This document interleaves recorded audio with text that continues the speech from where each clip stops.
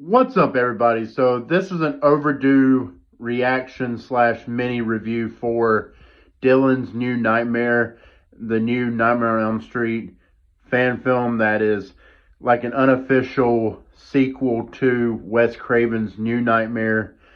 So a little bit of a backstory here. I was a backer for this movie when it was first announced back in like 2019 or early 2020.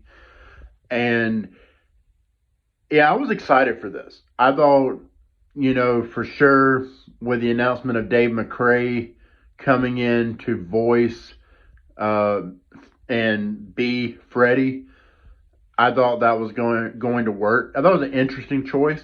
I really did think it was going to work. But the real selling point was Miko Hughes, bringing him back. He was the little kid in Wes Craven's New Nightmare, for those of you that don't know. And he's an experienced actor, even though he hasn't acted in a very long time. He's an experienced actor. He's been in a few movies like Kindergarten Cop. So going into this, I was pretty hyped. Also because we haven't gotten anything Nightmare on Elm Street related in years. Like, it's been over a decade since the remake, which I'm nicer to than a lot of people are, but it's not a good movie. I'm not going to sit here and say that the Nightmare on Elm Street remake is a good movie. It's not. It's pretty bad, but it's enjoyable. But anyways, Dylan's New Nightmare, I'm going to say that I enjoyed it overall. I thought Dave McCrae lived up to the expectations of playing Freddy Krueger. I thought he absolutely did a great job. My nitpick is the laughing got a little old. Like, I know Freddy laughs a lot and that's kind of his thing, but I don't know, something about the way, the laughing, just he kept laughing. Yeah, I can't do it, but constant. It was a little annoying. Miko Hughes did a good job coming back to the role of Miko Hughes. I mean, to the role of Dylan Porter. I thought he was good, great. No problems with him. I thought some of the cinematography choices, some of the lighting choices were pretty good, some pretty bad. I got really annoyed with the clicking pen lady, but there's a really cool scene in the movie with the clicking pen lady, which that's the money scene of the movie. I really enjoyed that scene. I thought it was the best scene in the movie.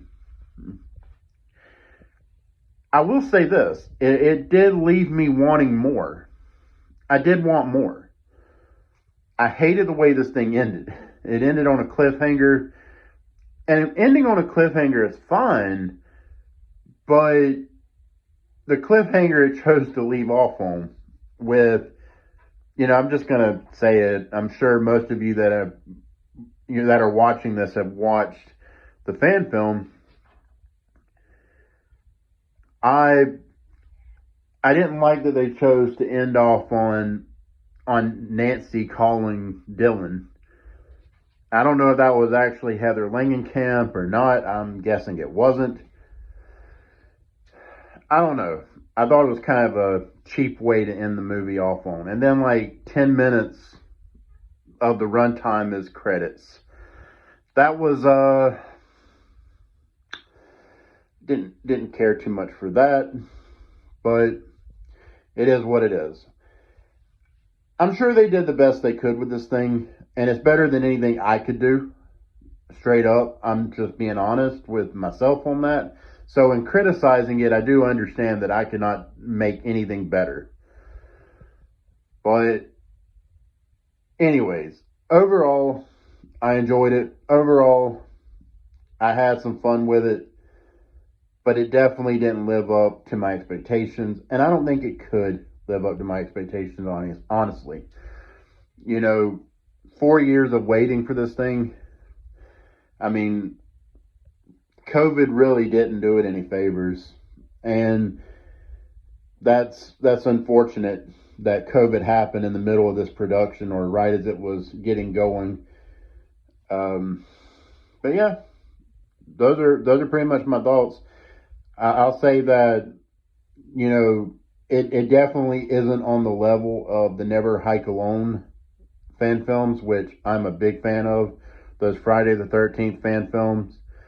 I love Never Hike Alone. And let me just say, that was a big selling point for me as well. That Vince Desanti, who directs and writes the Never Hike Alone fan films and all that, like, I was sold instantly with three factors. Three factors sold me instantly. Miko Hughes coming back as Dylan Porter. Dave McCrae coming on board to play Freddy Krueger. And Vince Desanti taking part in this thing, producing it. Those three factors is what sold me. Because I am a big Vince Desanti fan. Really cool guy. I've met him several times. And the director of this fan film, Cecil Laird, he seems like an alright dude. Like, never met him. But I have had the pleasure of meeting Vince a couple of times at Comic Cons. And really, really nice guy. I've enjoyed interacting with him. But yeah, those are my thoughts.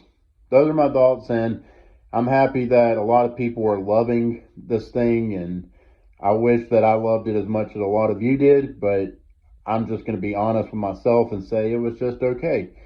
You know, it was just okay. It was fine. Do I want to see more? I mean, I wouldn't say no to it, but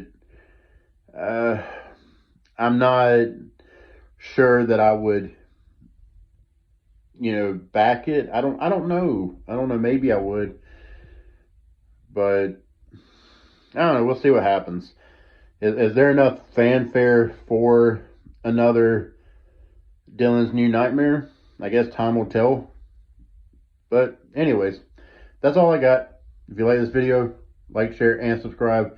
Hit that notification bell. Comment below. Did you watch it? What did you think? Let me know. And until next time, I'm Blake. Y'all have a good one.